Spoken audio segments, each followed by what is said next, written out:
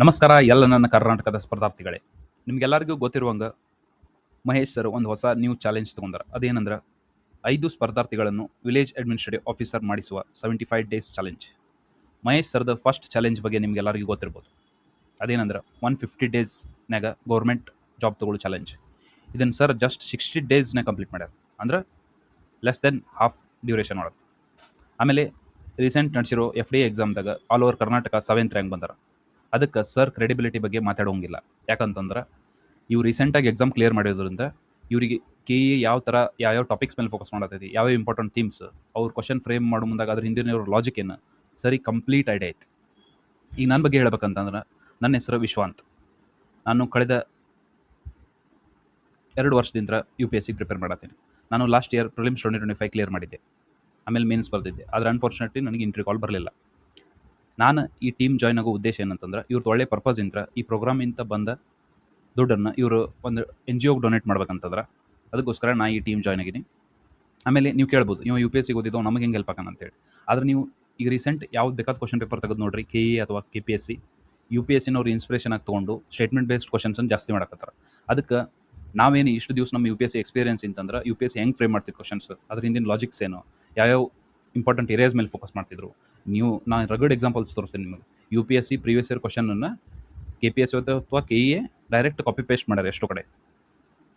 ಅದಕ್ಕೋಸ್ಕರ ನಾ ಹೆಂಗೆ ಹೆಲ್ಪ್ ಆಕಿ ನಿಮಗೆ ಅಂತಂದ್ರೆ ಆ ಥರ ಐಡಿಯಾ ಏನು ನಮ್ಮ UPSC ಏನೇನು ಫೋಕಸ್ ಮಾಡತ್ತಲ್ಲ ಅದ್ರ ಬೇಸ್ ಮೇಲೆ ನಾನು ನಿಮಗೆ ರಿವಿಷನ್ ಮಾಡಿಸೋದಾಗಲಿ, ಪ್ರೀವಿಯಸ್ ಇಯರ್ ಕ್ವಶನ್ಸನ್ನು ಬಿಡಿಸೋದಾಗಲಿ, ಅಥವಾ ಈ ನೆಕ್ಸ್ಟ್ ಸಂಭಾವನೆಯ ಪ್ರಶ್ನೆಗಳಂತೀವಿ ನಾವು, ನೆಕ್ಸ್ಟ್ ಯಾವ ಏರಿಯಾ ಮೇಲೆ ಫೋಕಸ್ ಮಾಡ್ಬೋದು, ಈ ಥರ ಕರೆಂಟ್ ಅಫೇರ್ಸ್ ಬೇಸ್ಡ್ ಟಾಪಿಕ್ಸ್ ಈ ಸತ ಯಾವ ನ್ಯೂಸ್ನಾಗ ಅದಾವೆ ಅದ್ರ ಮೇಲೆ ಹೆಂಗೆ MCQs ಕೇಳ್ಬೋದು ಅನ್ನೋದನ್ನು ನಾವೊಂದು ಬೇಸಿಕ್ ಐಡಿಯಾ ಐತೆ ನನಗೆ, ಅದನ್ನು ನಿಮಗೆ ತಿಳಿಸ್ಕೊಡಕ್ಕೆ ಟ್ರೈ ಮಾಡ್ತೀನಿ. ಈಗ ಈ ವಿಡಿಯೋ ಮಾಡೋ ಉದ್ದೇಶ ಏನಂತಂದ್ರೆ ಓರಿಯೆಂಟೇಷನ್ ವಿಡಿಯೋ. ಈ ಇಡೀ ಪ್ರೋಗ್ರಾಮ್ ಹೆಂಗೆ ರನ್ ಆಗುತ್ತೆ ಅಥವಾ ಇದ್ರ ಬ್ರಾಡ್ ಓವರ್ವ್ಯೂ ಏನು, 75 ಡೇಸ್ ಒಳಗೆ ನಾವು ಹೆಂಗೆ 2 ಪೇಪರ್ನ ಕವರ್ ಮಾಡ್ತೇವೆ ವಿತ್ ಕರೆಂಟ್ ಅಫೇರ್ಸನ್ನು ಅಂತೇಳಿ ಈಗ ನೋಡೋಣ. ನಾ ಈ 75 ಡೇಸನ್ನು ಫೇಸ್ ವೈಸ್ ಡಿವೈಸ್ ಮಾಡೀನಿ. ಅಂದ್ರೆ ಫೇಸ್ 1, ಫೇಸ್ 2, ಫೇಸ್ 3 ಅಂತೇಳಿ. ಈಗ ನಾವು ಫಸ್ಟ್ ಫೇಸ್ 1 ಬಗ್ಗೆ ನೋಡೋದಾದ್ರೆ, ಈಗ ಫೇಸ್ 1ದಾಗ ನಾವೇನು ಮಾಡೋದಂದ್ರೆ ಒಂದು ಕೋರ್ ಬೇಸಿಕ್ ಕಾನ್ಸೆಪ್ಟ್ಸ್ ಏನದಾವಲ್ಲ ಯಾವುದೋ ಸಬ್ಜೆಕ್ಟ್ ಆಗಲಿ ಅದ್ರ ಸಾಲಿಡ್ ಫೌಂಡೇಶನ್ ಬಿಲ್ಡ್ ಮಾಡೋದು. ಅಂತಂದ್ರೆ ಇದು ಎದಕ್ಕೆ ನೀಡ್ ಐತೆ ಅಂತಂದ್ರೆ ಈಗ ಒಂದು ಯಾವುದೋ ಸೀರಿಯಸ್ ಆಸ್ಪಿರೆಂಟ್ ಆದ್ರೂ ಒಂದು 50% ಆಫ್ ದ ಕ್ವಶನ್ಸ್ ಇದು ಸಾಲಿಡ್ ಕೋರ್ ಬೇಸಿಕ್ಸ್ ಮೇಲೆ ಬೀಳ್ತಾವೆ. ಇದನ್ನು ಯಾವುದೇ ಸೀರಿಯಸ್ ಆಸ್ಪಿರೆಂಟ್ ಒಟ್ಟ ಮಿಸ್ಟೇಕ್ ಮಾಡಲ್ಲ. ನಾವೀಗ ಆಲ್ರೆಡಿ ಒಂದು ಸತ ಸಿಲೆಬಸ್ ಕವರ್ ಮಾಡಿರೋದ್ರಿಂದ ಈ ಕಾಂಪಿಟೇಷನ್ ಒಳಗೆ ನಾವು ಇರಬೇಕಂತಂದ್ರೆ ಇವನು ಒಟ್ಟು ತಪ್ಪು ಮಾಡುವಂಗಿಲ್ಲ. ಇವೇನು ಯಾವುದೋ ಒಂದು ಕ್ವಶನ್ ಕೇಳ್ಯಾರ ಅಂತಂದ್ರೆ ಬೇಸಿಕ್ ಮೇಲೆ ಇದನ್ನು ಆಲ್ಮೋಸ್ಟ್ ಎಲ್ಲರೂ ಕಟ್ ಆಫ್ ಸನಿ ಬರೋರು ಎಲ್ಲರೂ ಕರೆಕ್ಟ್ ಮಾಡ್ತಿರ್ತಾರೆ. ಇದನ್ನು ಅದಕ್ಕೋಸ್ಕರ ನಾವು ಇದನ್ನು ನೆಗ್ಲೆಕ್ಟ್ ಮಾಡೋದಕ್ಕಿಂತ ಇದನ್ನು ಸಾಲಿಡ್ ರಿವಿಷನ್ ಮಾಡೋದ್ರ ಮುಖಾಂತರ ಇದನ್ನು ನಾವು ಫೌಂಡೇಶನನ್ನು ಸಾಲಿಡ್ ಮಾಡೋಣ. ಯಾವುದೇ ಕಾಂಪಿಟೇಟಿವ್ ಎಕ್ಸಾಮ್ ತೊಗೊಂಡ್ರು ನೀವು ಅದ್ರದ್ದು ಕೋರ್ 4 ಸಬ್ಜೆಕ್ಟ್ಸ್ ಅದಾವೆ. ಯಾವ್ಯಾವ ಅಂದ್ರೆ ಪೊಲಿಟಿ, ಕಾನ್ಸ್ಟಿಟ್ಯೂಷನ್ ಅನ್ಬೋದು ಅಥವಾ ಸಂವಿಧಾನ, ಹಿಸ್ಟ್ರಿ ಭಾರತದ ಇತಿಹಾಸ, ಕರ್ನಾಟಕದ ಇತಿಹಾಸ, ಜೋಗ್ರಫಿ ಭೂಗೋಳಶಾಸ್ತ್ರ ವಿತ್ ಕರ್ನಾಟಕ ಜೋಗ್ರಫಿ, ಆಮೇಲೆ ಎಕನಾಮಿ ಅರ್ಥಶಾಸ್ತ್ರ. ಇದರೊಳಗೆ ನಾವು ಕರ್ನಾಟಕ ಎಕನಾಮಿಕ್ ಸರ್ವೇನು ಓದಬೇಕಾಗುತ್ತೆ. ಇದೇನು ಫಸ್ಟ್ ಫೇಸ್ ಒಳಗೆ ಏನು ಮಾಡೋದು ಅಂತಂದ್ರೆ ಇವೇನು ಪಿಲ್ಲರ್ಸ್ ಅಂತೀವಿ ನಾವು. ಈ ಕಾಂಪಿಟೇಟಿವ್ ಎಕ್ಸಾಮ್ಸದ್ದು 4 ಪಿಲ್ಲರ್ಸ್ ಇವು. ಈ 4 ಪಿಲ್ಲರ್ಸ್ ಮೇಲಿನ ಯಾವುದೇ ಕ್ವಶನ್ ಪೇಪರ್ ಆದ್ರೂ ಸ್ಟಾರ್ಟ್ ಆಗುತ್ತೆ. ಆಮೇಲೆ ಇದ್ರ ಮೇಲೆ ಏನು ಬಿಲ್ಡ್ ಮಾಡ್ತಾರಲ್ಲ ಅದು ಕರೆಂಟ್ ಅಫೇರ್ಸ್ ಆಯ್ತು, ಮೆಂಟಲ್ ಎಬಿಲಿಟಿ ಆಯ್ತು, ಅದ್ರ ಮೇಲೆ ಇದನ್ನು ಫೋಕಸ್ ಮಾಡ್ತಾರೆ.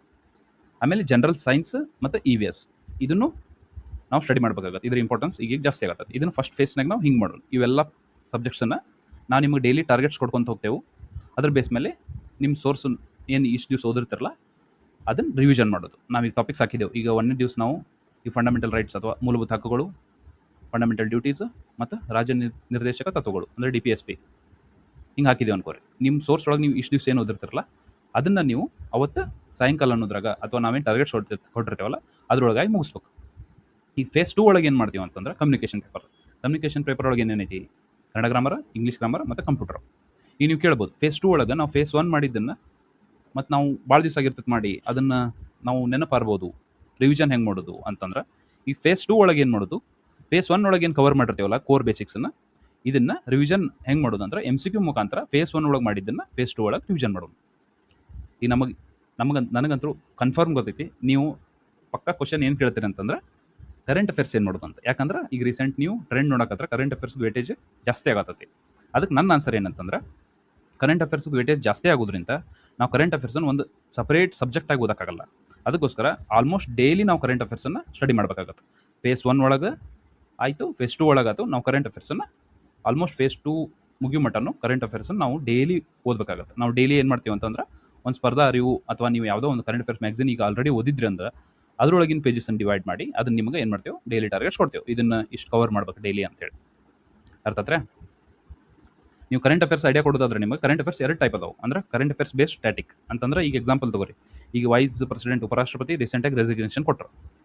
ಅದ್ರ ಬೇಸ್ ಮೇಲೆ ಅವರು ರೆಸಿಗ್ನೇಷನ್ ಕೊಡಬಾರ್ದು, ಕೊಡ್ತಾರೋ ಇಲ್ಲೋ ಅಥವಾ ಯಾರಿಗೆ ಕೊಡ್ತಾರ ಅಂತೇಳಿ ಸ್ಟ್ಯಾಟಿಕ್ ಮೇಲೆ ಕ್ವಶನ್ ಕೇಳ್ತಾರೆ. ಇನ್ನೊಂದು ಎಕ್ಸಾಂಪಲ್ ತಗೊಳ್ಳೋದಾದ್ರೆ ಅಲಹಾಬಾದ್ ಕೋರ್ಟ್ ಕೇಸ್ ಆತಲ್ಲ, ಅಂದ್ರೆ ಹೈಕೋರ್ಟ್ ಜಡ್ಜನ್ ರಿಮೂವಲ್ ಆಗಕ್ಕೆ ಲೋಕಸಭೆ ಒಳಗೆ ಪ್ರಸ್ತಾವನೆ ಆಗಿತ್ತು. ಇದ್ರ ಪ್ರೊಸೆಸ್ ಮೇಲೆ ಸ್ಟ್ಯಾಟಿಕ್ ಮೇಲೆ ಕ್ವಶನ್ ಕೇಳ್ಬೋದು. ಈ ಥರ ಕ್ವಶನ್ಸ್ ನಾವು ಕವರ್ ಮಾಡಬೇಕಾಗುತ್ತೆ. ಆಮೇಲೆ ಎಕನಾಮಿಕ್ ಸರ್ವೆ ಕವರ್ ಮಾಡೋ ಮುಂದಾಗ ಅದರ ಬೇಸಿಕ್ ಕಾನ್ಸೆಪ್ಟ್ಸ್, ಅಂದ್ರೆ ಈಗ ನಾವು ರೆವೆನ್ಯೂ ಎಕ್ಸ್ಪೆಂಡಿಚರ್ ಒಳಗೆ ಏನು ಬರುತ್ತೆ, ರೆವೆನ್ಯೂ ಅಕೌಂಟ್ ಒಳಗೆ ಏನು ಬರುತ್ತೆ, ರೆವೆನ್ಯೂ ರಿಸಿಪ್ಟ್ಸ್ ಒಳಗೆ ಏನು ಬರುತ್ತೆ, ಈ ಥರ ಅಂದರೆ ಕರೆಂಟ್ ಅಫೇರ್ಸ್ ಬೇಸ್ಡ್ ಸ್ಟ್ಯಾಟಿಕ್. ಆಮೇಲೆ 2ನೇ ಟೈಪ್ ಆಫ್ ಕರೆಂಟ್ ಅಫೇರ್ಸ್ ಏನಂದ್ರೆ ಪ್ಯೂರ್ ಕರೆಂಟ್ ಅಫೇರ್ಸ್. ಇದು ನಿಮ್ಗೆ ಗೊತ್ತಿರ್ತದೆ, ಕರೆಂಟ್ ಅಫೇರ್ಸ್ ಮ್ಯಾಗ್ಝಿನ್ ಕವರ್ ಮಾಡಿರ್ತಾರೆ. ಇದನ್ನ ಹೆಂಗೆ ಮಾಡೋದು ಅಂತಂದ್ರೆ ಯಾವುದೋ ಅದರ ಮ್ಯಾಗ್ಝಿನ್ ಮುಖಾಂತರ ನಾವು ಇದನ್ನು ಕವರ್ ಮಾಡೋಕ್ಕಾಗುತ್ತೆ. ಈ ನೆಕ್ಸ್ಟ್ ಫೇಸ್ 3 ಒಳಗೆ ಏನು ಮಾಡೋದು? ಫೇಸ್ 3 ಒಳಗೆ ಇದನ್ನು ಭಾಳ ಮೋಸ್ಟ್ ಇಂಪಾರ್ಟೆಂಟ್ ಫೇಸ್ ಅಂತಂತೀನಿ ನಾವು. ಯಾಕಂದ್ರೆ ಈ ಮೈಂಡ್ ಸೆಟ್ ಬಿಲ್ಡ್ ಆಗೋದೇ ಇಲ್ಲಿಂದ. ನಿಮ್ಮ ಮೈಸರ್ ಯಾವಾಗಲೂ ಹೇಳ್ತಿರ್ತಾರೆ ಕಾನ್ಫಿಡೆನ್ಸ್ ಭಾಳ ಇಂಪಾರ್ಟೆಂಟ್ ಅಂತೇಳಿ. ಆಲ್ಮೋಸ್ಟ್ ಇದು ಲಾಸ್ಟ್ ಫೇಸ್ ಒಳಗನ ನಮ್ಮ ಕಾನ್ಫಿಡೆನ್ಸ್ ಡಿಸೈಡ್ ಆಗೋದು. ಅದಕ್ಕೆ ನಾವು ಲಾಸ್ಟ್ ಏನು ಮಾಡ್ಬೇಕಂದ್ರೆ ಲಾಸ್ಟ್ ಫೇಸ್ನಾಗ ಎಕ್ಸಾಮ್ ಮೋಡ್ದಾಗಿರ್ಬೇಕು. ಎಕ್ಸಾಮ್ ಮೋಡ್ ಅಂತ ನಾ ಹೆಂಗೆ ಅಂತೀನಿ ಅಂತಂದ್ರೆ, ನೀವು ಆಲ್ಮೋಸ್ಟ್ ಇಂಟೆನ್ಸ್ ಈಗ ಫೇಸ್ 1 ಫೇಸ್ 2ದಾಗ ಏನು ಓದಿರ್ತಿರಲ್ಲ ಅದನ್ನು ಇಂಟೆನ್ಸ್ ರಿವಿಷನ್ ಮಾಡೋದು, ಅದ್ರ ಬೇಸ್ ಮೇಲೆ MCQ ಸಾಲ್ವ್ ಮಾಡೋದು, ರಿವಿಷನ್ ಮಾಡೋದು, MCQ ಸಾಲ್ವ್ ಮಾಡೋದು. ಆಲ್ಮೋಸ್ಟ್ 10 ಡೇಸ್ನಾಗ ನನ್ನ ಪ್ರಕಾರ ನೀವು ಪರ್ ಡೇ 200+ ಕ್ವಶನ್ಸನ್ನು ಕಂಪಲ್ಸರಿ ಸಾಲ್ವ್ ಮಾಡಬೇಕಾಗತ್ತೆ. ನನ್ನ ಪ್ರಕಾರ ನಿಮ್ಗೆ ಸಾಧ್ಯ ಆದ್ರೆ 300 to 400 ಕ್ವಶನ್ಸನ್ನು ಸಾಲ್ವ್ ಮಾಡಬೇಕಾಗತ್ತೆ. ಇದು ನಿಮ್ಗೆ ಹೆಂಗೆ ಹೆಲ್ಪ್ ಮಾಡ್ತದೆ ಅಂತಂದ್ರೆ ಕಾನ್ಫಿಡೆನ್ಸ್ ಬಿಲ್ಡ್ ಮಾಡೋದು. ಈಗ ನೀವು ಹಿಂಗೆ ಥಿಂಕ್ ಮಾಡಿರಿ, ಈಗ ನೀವು ಎಕ್ಸಾಮ್ ಅಕ್ಟೋಬರ್ 4ಗೆ ಐತಂದ್ರೆ ಇದು ನೀವು ಆ ಡೇನ ಹೆಂಗೆ ಟ್ರೀಟ್ ಮಾಡ್ತೀರಿ ಅಂತಂದ್ರೆ ಏನೋ ಒಂದು ಇವೆಂಟ್ ಥರ, ಇದು ಆಗಲಿಲ್ಲ ಅಂದ್ರೆ ಹೆಂಗೆ ಈ ಥರ ಟ್ರೀಟ್ ಮಾಡಿ ಅದನ್ನು ಪ್ರೆಷರ್ ಕ್ರಿಯೇಟ್ ಮಾಡ್ಕೋತೀರಿ. ಈಗ ನಾವು ಎಕ್ಸಾಮ್ ಮೋಡ್ದಾಗ ಲಾಸ್ಟ್ ಡೇಸ್ನಾಗ ನಾವು ಎಕ್ಸಾಮ್ ಮೋಡ್ದಾಗ ಇರೋದಂತ, ಲಾಸ್ಟ್ ಡೇಸ್ ಅಂದ್ರೆ ನಿಮ್ಗೆ ರಫ್ಲಿ 10 ಡೇಸ್ ಇಡ್ಬೇಕು. ಲಾಸ್ಟ್ 10 ಡೇಸ್ ಇದನ್ನು ಮಾಡ್ಬೇಕು ನಾವು. ಇದನ್ನ ಎಕ್ಸಾಮ್ ಮೋಡ್ದಾಗಿರೋದ್ರಿಂದ ಏನಾಗುತ್ತೆ ಅಂತಂದ್ರೆ ನಾವೀಗ ಡೈಲಿ 200 to 300 MCQs ಬಿಡಿಸಿ ಅನ್ಕೋರಿ. ನಮ್ಗೆ ಆ ಪೇಪರ್ ದಿವಸ 100 MCQs 2 ಪೇಪರ್ ಬರೀದು ಎಷ್ಟೊತ್ತು ಹೇಳ್ರಿ?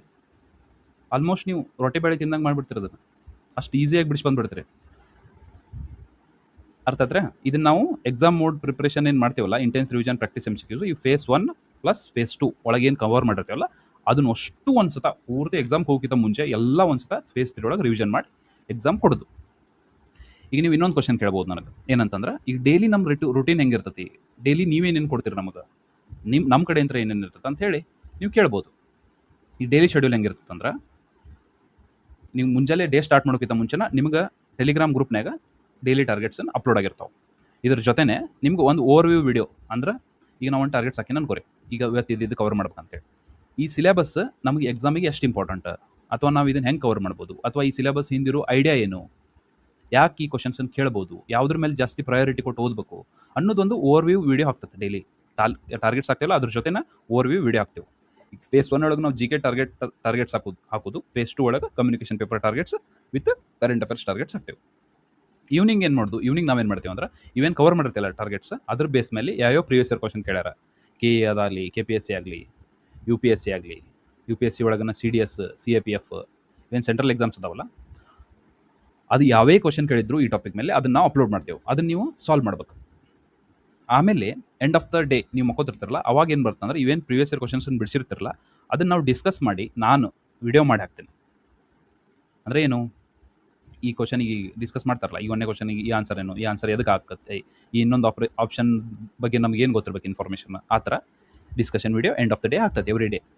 ಅರ್ಥ ಆದ್ರೆ? ಇನ್ನೊಂದು ಇಂಪಾರ್ಟೆಂಟ್ ನಿಮ್ಗೆ ಹೇಳ್ಬೇಕಂತಂದ್ರೆ ಇದು YPT ಆ್ಯಪ್. ಈಗ ನಾವು ಈ ಕೋರ್ಸ್ ಬಿಲ್ಡ್ ಮಾಡೋ ಉದ್ದೇಶನ ಏನಂತಂದ್ರೆ ಅಕೌಂಟೆಬಿಲಿಟಿ ಅಂದ್ರೆ ಒಬ್ಬರಿಗೆ ಯಾರಿಗಾರ ನಾವು ರೆಸ್ಪಾನ್ಸಿಬಲ್ ಆಗಿರೋದ್ರಿಂದ ಒಟ್ಟು ಡಿಸ್ಟ್ರಾಕ್ಟ್ ಆಗಲ್ಲ. ಇವತ್ತು ನಾವು ಇದನ್ನು ಓದಬೇಕು, ಇದನ್ನು ಕಂಪ್ಲೀಟ್ ಮಾಡಬೇಕು ಅಂತ ಒಬ್ಬರಿಗೆ ಹೇಳಿದೆವು ಅಂತಂದ್ರೆ ಅದನ್ನು ನಾವು ಡಿಸ್ಟ್ರಾಕ್ಟ್ ಆಗಲ್ಲ. ಅದಕ್ಕೋಸ್ಕರ ಈ YPT ಆ್ಯಪ್ ನೀವು ಡೌನ್ಲೋಡ್ ಮಾಡ್ಕೊರಿ. ಇದನ್ನು ಹೆಂಗೆ ಡೌನ್ಲೋಡ್ ಮಾಡ್ಕೋಬೇಕಂತಂದ್ರೆ ನೆಕ್ಸ್ಟ್ ವೀಡಿಯೋದಾಗ ಮಾಡಿ ಹಾಕ್ತೀನಿ. ಬೇಕಂತಂದ್ರೆ YPT ಆ್ಯಪ್ ಎದಕ್ಕೆ ಐತಂತಂದ್ರೆ ಈಗ ಇದು ಕೋರ್ ಆ್ಯಪ್ ಇದೆ. ಇದು ಹೆಂಗೆ ಅಂತಂದ್ರೆ ಇದ್ರಾಗ ಹಿಂಗೆ ಪ್ರೊಫೈಲ್ ಓಪನ್ ಆಗಿರ್ತಾವೆ. ಇದ್ರಾಗ ನಿಮ್ಗೆ ಹೆಂಗೆ ಅಂತಂದ್ರೆ ಈಗ ನೀವು ಓದಕ್ಕೆ ಕುಂತ್ರಿ ಅಂದ್ರೆ ಇದ್ರಾಗ ಟೈಮ್ ಹಚ್ಚಿ ಕುಂತ್ಬಿಡೋದು. ಈಗ ನಮಗೂ ಕಾಣ್ತಿರ್ತದೆ, ಇದು ಎಲ್ಲರಿಗೂ ಕಾಣ್ತಿರ್ತದೆ. ನೀವು ಹೆಂಗೆ ಯಾರ್ಯಾರು ಓದಾಕತ್ತಾರ ಅಂತ, ಇಲ್ಲಿ ಯಾರ್ಯಾರು ಆನ್ಲೈನ್ ಅದಾರ ಅಂತ ಹಿಂಗೆ ಕಾಣ್ತದೆ. ಇದು ಏನು ಬಿಲ್ಡ್ ಮಾಡ್ತಿತ್ತು ಅಂತಂದ್ರೆ ನಾವು ಫೋನ್ ಡಿಸ್ಟ್ರಾಕ್ಷನ್, ಈಗ ಆಲ್ಮೋಸ್ಟ್ ಇದು ದೊಡ್ಡ ಪ್ರಾಬ್ಲಮ್ ಆಗ್ಬಿಟ್ಟೈತೆ ಈಗಿನ ಜನ್ರೇಷನ್ದಾಗ. ಫೋನ್ ಡಿಸ್ಟ್ರಾಕ್ಷನ್ ಅವಾಯ್ಡ್ ಮಾಡೋದು. ಈ ಆ್ಯಪನ್ನು ನೀವು ಓಪನ್ ಮಾಡಿ ಆನ್ ಮಾಡಿ ಇಟ್ಟರೆ ಅಂದ್ರೆ ಯಾವುದೇ ಬೇರೆ ಆ್ಯಪ್ ನಿಮ್ಮ ಇನ್ಸ್ಟಾಗ್ರಾಮ್ ಆಗಲಿ, ಯೂಟ್ಯೂಬ್ ಆಗಲಿ ಯಾವುದು ಓಪನ್ ಆಗಲ್ಲ. ಇದ್ರ ಮುಖಾಂತರ ನಾವು ಅಕೌಂಟಬಿಲಿಟಿನ ಎನ್ಶೋರ್ ಮಾಡ್ತೀವಿ. ಅಂದ್ರೆ ನಾವು ಓವರ್ ವ್ಯೂ ಇಟ್ಟಿರ್ತೀವಿ ನಿಮ್ಮ ಮೇಲೆ, ಯಾರ್ಯಾರು ಎಷ್ಟು ಏನದು ಡೆಡಿಕೇಟೆಡ್ಲಿ ಓದಾಕತ್ತಾರ ಅನ್ನೋದೊಂದು ಓವರ್ ವ್ಯೂ ಇಡಾಕ ಈ YPT ಆ್ಯಪ್ ಜಾಯಿನ್ ಮಾಡಿಸ್ತೇವೆ ನಿಮಗೆ. ಈ next important information about this course. ಇದ ಮೂಲ ಉದ್ದೇಶ ಏನಂದ್ರೆ, ಈ ಕೋರ್ಸ್ದು ಇಂಪಾರ್ಟೆಂಟ್ ಇನ್ಫಾರ್ಮೇಷನ್, ನಿಮ್ಮ ಡಿಸ್ಕ್ಲೇಮರ್ಸ್ ಅಂತ ಹೇಳ್ತಾರಲ್ಲ, ಅದು ಏನಂತಂದ್ರೆ, ಈ ಕೋರ್ಸ್ ಯಾವುದೇ ಕ್ಲಾಸಸ್ಸನ್ನು ಪ್ರೊವೈಡ್ ಮಾಡಲ್ಲ ಅಂತಂದ್ರೆ, ನಿಮ್ಗೆ ಈ ಎಕ್ಸಾಂಪಲ್ ನಿಮ್ಗೆ ಕೋರ್ ಫೌಂಡೇಶನ್ ಕ್ಲಾಸಸ್ ಏನಿರ್ತಾವಲ್ಲ, ಈಗ ಯಾವ್ಯಾವ ಚಾಪ್ಟರ್ ವೈಸ್ ಅದನ್ನು ಕವರ್ ಮಾಡಲ್ಲ, ಈಗ ಹೇಳಿನಿ ನಾನು ನಿಮಗೆ. ಬಟ್ ಹಂಗಂತೇಳಿ ಯಾವ ವಿಡಿಯೋನ ಕೊಡಲ್ಲನ್ರಿ ನೀವು, ಮತ್ತೇನು ನಾವು ಜಸ್ಟ್ ಒಂದು ಮೆಂಟರ್ಶಿಪ್, ಒಂದು ಡೈಲಿ ಟಾರ್ಗೆಟ್ ಸಾಕಾಗಿ ದುಡ್ಡು ಇಸ್ಕೊಳತ್ತೀರಣ ಅಂತ ಅನ್ಬೋದು ನೀವು. ಅದ್ರ ಹಂಗಲ್ಲ. ಈಗ ನಾನು ನಿಮ್ಗೆ ಹೇಳಿದೆ, ಈಗ ಡೈಲಿ ಟಾರ್ಗೆಟ್ಸ್ ಕೊಟ್ಟು ಆ ಟಾರ್ಗೆಟ್ಸ್ದು ಓವರ್ ವ್ಯೂ ವಿಡಿಯೋ ಹಾಕ್ತೇವೆ ಅಂತ ಹೇಳಿ, ಆ ಟಾರ್ಗೆಟ್ಸ್ ಜೊತೆ ಪ್ಲಸ್ ಸಬ್ಜೆಕ್ಟ್ ಓರಿಯೆಂಟೇಷನ್ ವಿಡಿಯೋ. ಇದು ಏನಂತಂದ್ರೆ, ಯಾವುದೇ ಒಂದು ಸಬ್ಜೆಕ್ಟನ್ನು ನಾವು ಸ್ಟಾರ್ಟ್ ಮಾಡೋಕ್ಕಿಂತ ಮುಂಚೆ ಏನು ಮಾಡ್ತೀವಿ ಅಂತಂದ್ರೆ, ಆ ಸಿಲೆಬಸ್ ಒಳಗೆ ಯಾವಾಗಲೂ ಸರ್ ಹೇಳ್ತಿರ್ತಾರೆ ಇಂಪಾರ್ಟೆಂಟ್ ಥೀಮ್ಸ್ ಅಂತ ಹೇಳಿ. ಅವು ಇಂಪಾರ್ಟೆಂಟ್ ಥೀಮ್ಸ್ ಯಾವ್ಯಾವು, ಈ ಕ್ವಶನ್ಸ್ ಅದ್ರ ಮೇಲೆ ಹೆಂಗೆ ಫ್ರೇಮ್ ಮಾಡತ್ತಾರ, ಈಗ ಯಾವುದೇ ಥೀಮ್ಸ್ ಒಳಗೂ ನಾವು ಹೆಂಗೆ ಕವರ್ ಮಾಡಬೇಕು ಅನ್ನೋದನ್ನು ಈ subject orientation video, every subject start ಮಾಡೋಕ್ಕಿಂತ ಮುಂಚೆ ಆ ಸಬ್ಜೆಕ್ಟದು ಓರಿಯೆಂಟೇಷನ್ ವಿಡಿಯೋ ಅಪ್ಲೋಡ್ ಮಾಡ್ತೀವಿ. ಆಮೇಲೆ ಈವ್ನಿಂಗ್ ನಾವು ಹೇಳಿ ನೀವು end of the day night previous year question discussion videos ಹಾಕ್ತೀವಿ ಅಂತೇಳಿ.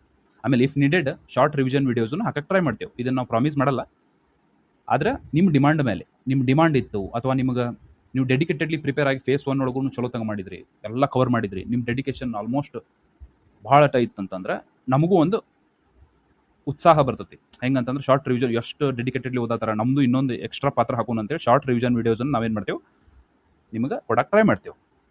ಇನ್ನೊಂದು ಇದು ವೆರಿ ವೆರಿ ಇಂಪಾರ್ಟೆಂಟ್ ಏನಂತಂದ್ರೆ, ಈ course both English and Kannada medium. ಇದರ ಕನ್ನಡ ಮೀಡಿಯಮ್ ಡಿಮಾಂಡ್ ಜಾಸ್ತಿ ಇರೋದ್ರಿಂದ ಇದು ಸ್ವಲ್ಪ ಕೋರ್ಸು ಕನ್ನಡ ಮೀಡಿಯಮ್ದವರಿಗೆ ಜಾಸ್ತಿ ಹೆಲ್ಪ್ ಆಗುತ್ತೆ. ಹಂಗಂತೇಳಿ ಇಂಗ್ಲೀಷ್ ಮೀಡಿಯಮ್ದವ್ರು ಜಾಯ್ನ್ ಆಗ್ಬೋದನ್ನ, ಖಂಡಿತ ಜಾಯ್ನ್ ಆಗಿರಿ. ಯಾಕಂತಂದ್ರೆ ಈಗ ನಾನು UPSC ಓದಿದ್ರಿಂದ ನನಗೆ ಎರಡೂ ಬರ್ತದೆ, ಕನ್ನಡನೂ ಬರ್ತದೆ, ಇಂಗ್ಲೀಷು ಬರ್ತದೆ. ನಾ UPSC ಆಸ್ಪಿರೆಂಟ್ ಇರೋದ್ರಿಂದ ಯಾವುದೇ ಇಂಗ್ಲೀಷ್ ಮೀಡಿಯಮ್ ಆಸ್ಪಿರೆಂಟಿಗೆ ನಾನು UPSC ಲೆವೆಲಿಗೆ ಬೇಕಾದ್ರೆ ಇಂಗ್ಲೀಷ್ ಲ್ಯಾಂಗ್ವೇಜ್ ನಿಮ್ಗೆ ಹೇಳ್ಕೊಡ್ತೀನಿ. ನೀವು ಬರೀ ಕನ್ನಡ ಮೀಡಿಯಮ್ದಾಗ ಐತೆ ಅನ್ಕೋಬೇಟ್ಟು. ಆದ್ರೆ ಕನ್ನಡ ಮೀಡಿಯಮ್ದವರಿಗೆ ಮಹೇಶ್ ಸರ್ ನಿಮ್ಗೆ ಅವ್ರ ಬಗ್ಗೆ ಮಾತಾಡೋಂಗಿಲ್ಲ, ಆ ಥರ ಕನ್ನಡ ಅವರು ಎಲ್ಲ ಕಂಪ್ಲೀಟ್ ಅವ್ರಿಗೆ ಐಡಿಯಾ ಐತಿ. ಅವರು ಹೇಳ್ತಾರೆ, ನಾನು ಹೇಳ್ತೀನಿ. ಆದರೆ ಇಂಗ್ಲೀಷ್ ಮೀಡಿಯಮ್ ಹುಡುಗರಿಗೆ ನಾನು ಸ್ಪೆಷಲ್ ಬೇಕಂತಂದ್ರೆ ನಮ್ಗೆ ಇಂಗ್ಲೀಷ್ ಮೀಡಿಯಮ್ ಒಳಗೆ ಬರೋಲ್ತಲ್ಲ, ಏನು ಹೇಳೋವಲ್ರಲ್ಲ ಅನ್ಕೊಳ್ಳೋಂಗಿಲ್ಲ. ಇಂಗ್ಲೀಷ್ ಒಳಗೂ ಹೇಳ್ತೈತಿ, ಕನ್ನಡ ಒಳಗೂ. ಆ್ಯಕ್ಚುಲಿ ನಾನು ಕ್ಲಾರಿಟಿ ಕೊಡೋದಾದ್ರೆ ಕನ್ನಡ ಮೀಡಿಯಮ್ದವ್ರಿಗೆ ಜಾಸ್ತಿ ಆದ್ಯತೆ ಕೊಡಲಾಗುತ್ತದೆ. ಆಮೇಲೆ ಇನ್ನೊಂದು main goal of this course, ಇದ್ರದ್ದು ಪ್ರೋಗ್ರಾಮದ ಮೇನ್ ಗೋಲ್ ಏನಂತಂದ್ರೆ, ಅಗಳನ್ನ ಹೇಳಿದಂಗೆ ಅಕೌಂಟಬಿಲಿಟಿ ಅಂತಂದ್ರೆ ನಾವು ಹೆಂಗೆ ಎನ್ಶೋರ್ ಮಾಡ್ತೀವಿ ಅಂತ ಹೇಳಿದ್ರೆ YPT ಆ್ಯಪ್ ಮುಖಾಂತರ. ಆಮೇಲೆ ಫೋಕಸ್, ಈಗ ನೀವು ಡಿಸ್ಟ್ರಾಕ್ಟ್ ಆಗ್ತೀರಿ, ಹೆಂಗೆ ಫೋಕಸ್ ಮಾಡಿ ಓದೋದು, ಎಕ್ಸಾಮ್ ಮೇಲೆ ಫೋಕಸ್. ಮತ್ತು ಕನ್ಸಿಸ್ಟೆನ್ಸಿ ಅಂತಂದ್ರೆ ಕಂಟಿನ್ಯೂ ಒಂದು ಡೇ ಓದೋದು, ಒಂದು ಡೇ ಹೆಚ್ಚಿಗೆ ಓದೋದು, ಒಂದು ಡೇ ಕಡಿಮೆ ಓದೋದು, ಆಮೇಲೆ ಬಿಟ್ಟಬಿಡೋದು, ಹಿಂಗಲ್ಲ. ಕನ್ಸಿಸ್ಟೆಂಟಾಗಿ ನಿಮ್ಮನ್ನು ಎಕ್ಸಾಮ್ ಡೇವರೆಗೂ ಅಥವಾ ನಿಮ್ಮ ಹಂತಕ್ಕೆ ಹೆಜ್ಜೆಗೂ ನಾವು ನಿಮ್ಮ ಜೊತೆ ಇರ್ತೇವೆ. ನಿಮ್ಮ ಕನ್ಸಿಸ್ಟೆನ್ಸಿನ ನಾವು ಎನ್ಶೋರ್ ಮಾಡ್ತೇವೆ. ಆಮೇಲೆ ಮೆಂಟರ್ಶಿಪ್, ಇದ್ರ ಬಗ್ಗೆ ಏನಂತಂದ್ರೆ, ಈಗ ಮಹೇಶ್ ಸರ್ ಆಲ್ರೆಡಿ ನಿಮಗೆ ರೀಸೆಂಟ್ ನಡೆಸಿರೋ KA ಪೇಪರ್ನಾಗ FDA ರ್ಯಾಂಕ್ 7 ಬಂದಾರಲ್ಲ, ಅವ್ರು ನಿಮಗೆ ಮೆಂಟರಿಂಗ್ ಮಾಡ್ತಾರೆ. ಆಮೇಲೆ ನಾನು ನಿಮ್ಗೆ UPSC ಪ್ರಿಲಿಮ್ಸ್ ಕ್ಲಿಯರ್ ಮಾಡಿದ್ರಿಂದ ನನಗೂ ಒಂದು ಈ MCQ ಬೇಸ್ಡ್ ಎಕ್ಸಾಮ್ ಹೆಂಗೆ ನಡೀತಾವೆ, ಅಥವಾ ನೀವು ನೋಡಿರ್ತೀರಿ ಈ ಪೇಪರ್ನಾಗ ನೋಡಿರ್ತಿರಲ್ಲ, ಒಬ್ಬ ವ್ಯಕ್ತಿ 10 ಸರ್ಕಾರಿ ನೌಕರಿ ತೊಗೊಂಡ ಅಂತೇಳಿ. ಅವ್ರು ಹೆಂಗೆ ತೊಗೊಂಡಿರ್ತಾರಂದ್ರೆ, ಅವ್ರಿಗೆ ಇದು ಫಂಡಮೆಂಟಲ್ ರೂಲ್ಸ್ ಗೊತ್ತಿರ್ತಾವೆ ಪ್ರಿಲಿಮ್ಸಿಗೆ. ಅದು ನನಗೆ ಒಂದಿಷ್ಟು ಗೊತ್ತದಾವೆ, ರೂಲ್ಸ್ ಆಫ್ ದ ಗೇಮ್ ಅಂತಾರಲ್ಲ ಆ ಥರ. ಅದನ್ನು ನಾನು ನಿಮಗೆ ಹೇಳ್ಕೊಡ್ತೀನಿ. ಈ ಪ್ರೀವಿಯಸ್ ಇಯರ್ ಇನ್ನೊಂದು ಹೇಳ್ಬೇಕು ನಿಮ್ಗೆ, previous year questions discussion video ಮಾಡಿ ಮುಂದಾಗ ಇನ್ನೊಂದು ಇಂಪಾರ್ಟೆಂಟ್ ಕಾನ್ಸೆಪ್ಟ್, ಈ ಕರ್ನಾಟಕ ಕೋಚಿಂಗ್ ಇನ್ಸ್ಟಿಟ್ಯೂಟ್ಸ್ ಒಳಗೆ ಏನು ಕೊರತೆ ಐತಂತಂದ್ರೆ, ಇದೊಂದು ಲಾಜಿಕ್ಸ್ ವರ್ಕ್ ಆಗ್ತಾವೆ. ಈಗ ನಿಮ್ಗೆ ಈ ಕ್ವಶನ್ ಬಗ್ಗೆ ಅಕಸ್ಮಾತ್ ಓದಿದ್ದಿಲ್ಲ ಅಂತಂದ್ರೂ ಈಗ 4 ಆಪ್ಷನ್ ಅದಾವ ಅನ್ಕೋರಿ. ಅದ್ರಾಗ ನಿಮ್ಗೆ ಜಸ್ಟ್ ನೋಡೋದ್ರಿಂತ್ರನ ಯಾವ ಕರೆಕ್ಟ್ ಆಪ್ಷನ್ ಅಂತ ಹೇಳಿ ಜಸ್ಟ್ ಗೆಸ್ ಮಾಡ್ಬೋದು ನೀವು. ಇವೇನು ಹಿಂದೆ ಲಾಜಿಕ್ ಅದಾವಲ್ಲ, ಅವ್ನ ಎಲಿಮಿನೇಷನ್ ಟ್ರಿಕ್ಸ್ ಅಂತೀವಿ ನಾವು, ನಮ್ಮ UPSC ವರ್ಕ್ ಆಕಾವು. ಅವ್ನು ನಾವು KAದವರು UPSC ಇನ್ಸ್ಪಿರೇಷನ್ ತೊಗೊಳೋದ್ರಿಂದ ಅವು KAದಾಗ ನಾವು ರೀಸೆಂಟ್ಲಿ ಎಷ್ಟೋ ಕ್ವಶನ್ ಪೇಪರ್ ಅಂತ ತೆಗೆದು ನೋಡೇವು. ಅವ್ನು ಆಲ್ಮೋಸ್ಟ್ 15-20 ಕ್ವಶನ್ ಬರೀ ಹಿಂಗೆ ಸಾಲ್ವ್ ಆಗತ್ತವು ಲಾಜಿಕ್ ಮುಖಾಂತರ. ಅದ ನಿಮ್ಗೆ ಸಿಂಪಲ್ ಆಗಿ ಹೇಳ್ಬೇಕಂದ್ರೆ, ಈಗ 4 ಆಪ್ಷನ್ ನೋಡ್ರಿ ಅಂತಂದ್ರೆ ನೀವು ಕ್ವಶನ್ ಓದ್ಲಾರ್ದು ಎಕ್ಸಾಕ್ಟ್ಲಿ ಯಾವ ಆಪ್ಷನ್ ತಪ್ಪದಾವ ಅಂತ ಹಿಂಗೆ ಎಲಿಮಿನೇಟ್ ಮಾಡಿ ಓದ್ಬೋದು. ಈಸಿಲಿ ನೋಡಿದ್ರೆ ಅಷ್ಟು ವೀಕ್ ಇರ್ತಾವೆ 2-3 ಆಪ್ಷನ್ಸ್, 50-50 ಈಸಿಲಿ ಬರ್ಬೋದು ನೀವು. ಇದನ್ನು ನಾವು ನಿಮಗೆ ಈ ಪ್ರೀವಿಯಸ್ ಇಯರ್ ಡಿಸ್ಕಷನ್ ವಿಡಿಯೋ ಮುಖಾಂತರ, ಇದು ಲಾಂಗ್ ಟರ್ಮ್ ಆಪ್ಟಿಟ್ಯೂಡ್ ಇರೋದ್ರಿಂದ, ಅಂದರೆ ಇದು ಒಂದೇ ದಿವಸಕ್ಕೆ ಬಿಲ್ಡ್ ಆಗಲ್ಲ. ಇದು ಈ ಲಾಜಿಕನ್ನು ಕಂಡು ಹಿಡಿಯೋದೇನಿಲ್ಲ, ಇದು ಒಂದೇ ದಿವಸಕ್ಕೆ ಬಿಲ್ಡ್ ಆಗಲ್ಲ. ಇದು ಲಾಂಗ್ ಟರ್ಮ್ ಪ್ರೊಸೆಸ್ ಸ್ಕಿಲ್ ಇದು. ಅದಕ್ಕೋಸ್ಕರ ನಾವು ಈ ವಿಡಿಯೋಸ್ದಾಗ ಅದನ್ನು ನಿಮ್ಗೆ ಹೇಳ್ತೇವೆ. ನಮ್ದು ಇದೆ ಟ್ರೇಡ್ ಮಾರ್ಕ್ ಅನ್ಕೋರಿ. ಈ ಲಾಜಿಕ್ ಎಲಿಮಿನೇಷನ್ ಟ್ರಿಕ್ಸ್ ಏನಿದಾವಲ್ಲ, ಆಲ್ಮೋಸ್ಟ್ ಕರ್ನಾಟಕದ ಯಾವುದೇ ಇನ್ಸ್ಟಿಟ್ಯೂಟ್ಸ್ದಾಗ ಜಾಸ್ತಿ ಇದ್ರ ಮೇಲೆ ಫೋಕಸ್ ಮಾಡತ್ತಿಲ್ಲ. ಆ್ಯಕ್ಚುಲಿ ವರ್ಕ್ ಆಗತ್ತವು. ಇದೇ ನಮ್ಮ ಟ್ರೇಡ್ ಮಾರ್ಕ್. ಈಗೆಲ್ಲ ಆಲ್ಮೋಸ್ಟ್ ಓವರ್ ಆಲ್ ಎಲ್ಲ ಕವರ್ ಮಾಡೀನಿ ಅಂತ ಅನ್ಕೋತೀನಿ. ಈಗ ನಿಮ್ಗೆ ಈ ಕೋರ್ಸ್ ಯಾವಾಗ ಸ್ಟಾರ್ಟ್ ಆಗತ್ತೆ ಅಂತ ಕೇಳ್ಬೋದು ನೀವು. ಈ ಕೋರ್ಸ್ 19th ಡೇಟ್ ಚಾಲು ಆಗುತ್ತೆ. 19 ಡೇಟ್ ನಿಮಗೆ ಟಾರ್ಗೆಟ್ಸ್ ಕೊಡೋಕೆ ಚಾಲೂ ಮಾಡ್ತೈತಿ. ನಾಳೆ 18th ಅಲ್ಲ, ನಾಳೆ 18th ನಿಮಗೊಂದು ಬೇಸಿಕ್ ಎಕ್ಸಾಮ್ ನಡೆಸ್ತತಿ. ಅಂದರೆ ಯಾರ್ಯಾರ ಲೆವೆಲ್ ಏನೇನೈತಿ ನೇಚರ್ ಆಫ್ ದ ಸ್ಟೂಡೆಂಟ್ಸ್ ತಿಳ್ಕೊಳ್ಳೋ ಸಂಬಂಧ ನಾಳೆಗೆ ಒಂದು ಎಕ್ಸಾಮ್ ಇರ್ತೈತಿ, ಟೆಸ್ಟ್. ಅದನ್ನು ನೀವು ಮಾಡಿದ್ರಿ ಅಂದ್ರೆ ನಮಗೆ ಹೆಂಗೆ ಕವರ್ ಮಾಡ್ತೀವಿ ಅಂತೇಳಿ ತಿಳ್ಕೊಳ್ಳೋದು. ಎಲ್ಲ ಓವರ್ ಆಲ್ ನಿಮ್ಗೆ ಅರ್ಥ ಆಯ್ತು ಅಂತ ಅಂದ್ಕೊಂಡ್ರಿ. ಈಗ ನಾವು 19th ಡೇಟ್ ಇದನ್ನು ಚಲೋ ಮಾಡೋಣ. ನೆಕ್ಸ್ಟ್ ವಿಡಿಯೋದಾಗ ಸಿಗೋಣ್ರಿ. ಧನ್ಯವಾದಗಳು. Thank you.